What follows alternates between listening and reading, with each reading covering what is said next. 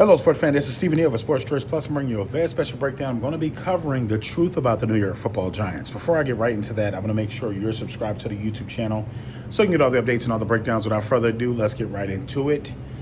Co-owner of the New York Football Giants, John Mara, has come out and said that Brian Daboll and Joe Schoen will be back for another season. Despite going 3-14 and having a hideous record throughout the season, the New York Football Giants have a spot of hope, I guess, after fumbling the Saquon Barkley ordeal on Hard Knocks, after allowing him to go to the Philadelphia Eagles and make them a contender, after the Daniel Jones signing, after so many different things that have gone wrong for the New York Football Giants. Why are they back?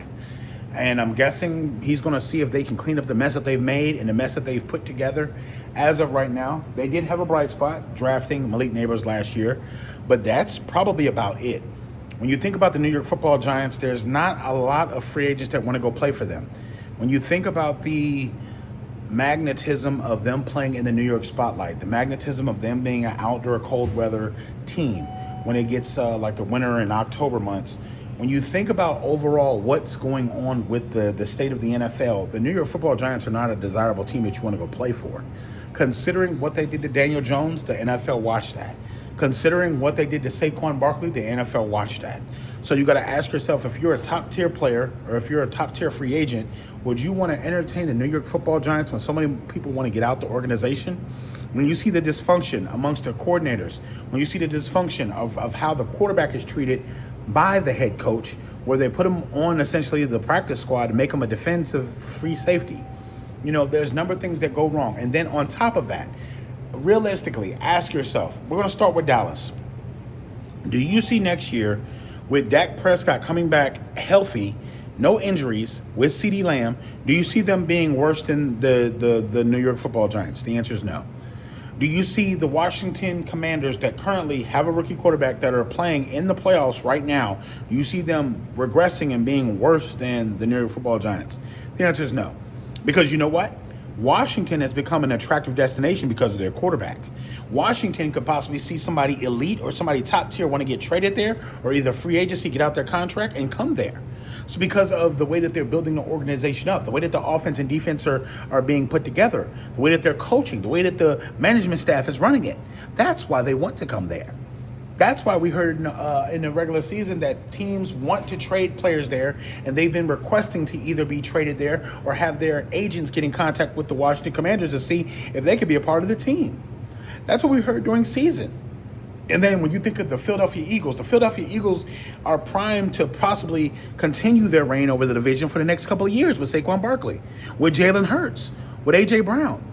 With what they've been able to do and be aggressive with free agency, do you feel like the Giants are going to be better than them next season? The answer is hell no. So what you have to realize is the New York Football Giants are a state of mediocrity. When you think of the Eli Manning days, those are not happening no time soon. When you think of whoever they draft in the draft, they're not going to be protected because the offensive line, let's start there. The offensive line is terrible at best. Yes, they had some bright spots. Yes, they had some good things. But let's talk about it. The offensive line is trash. From the standpoint of Tommy DeVito, that fiasco, when you think that Tommy DeVito is going to be something that you're bringing in and he's going to be something to save you, and Tommy Cutlet, whatever you want to call him, you know, this is the New York Football Giants we're talking about. The same ones that won the Super Bowl under Eli Manning. So you got to keep in mind, you're keeping the coach that doesn't evolve the offense. You're keeping the general manager that doesn't sign the right free agents, and he signs the wrong quarterback, and he keeps the wrong players on the team, and they have set the team back so many different years now. And I conclude, Drew Lock had a career day, and that helped you lose draft spots. When you think of just overall what this team has and what they're going to be doing, I hope you don't think 2025 is going to be a better year. I hope you don't think 2025 is going to be a year where you make the playoffs. I doubt it. I don't see the NFC East regressing. I don't see anybody going backwards, and I don't see anybody not missing the playoffs either. I see this team getting better by the division. I see 3 teams that are better than the Giants, and I don't see any one of them slipping into anywhere close to where you are. You're in rebuild mode, so why not fire the GM? Why not fire the head coach and start over? Throw out the bathwater and the baby at this point so you can get better. Do the things that you have to do to become an elite football team. And that starts with you understanding that you made mistakes. And when you make mistakes, you correct those mistakes. Not compound them, not keeping them in, not keeping them back and keep coming them in. Fire them. That's what you should have done. Fire the head coach, fire the GM. Start all over. Make a new chapter. Make whoever you're bringing into this fold something new. And for all you Giants fans, I'm sorry. It's not going to get better the next 2-3 years. You better hope and pray that you get somebody in the draft that's going to change your franchise for the better. You better hope and pray that you're going to get somebody that's going to change the direction and get Malik Neighbors on the right page and be somebody that he can be the quarterback with. So, just my 2 cents. But all you Giants fans, all you NFL fans, get in the comment section below. Let me know what you think about the Giants in their future. Let me know what you think about their possibilities of drafting somebody that's going to help change the organization for the long haul. Definitely check out Sports Trades Plus.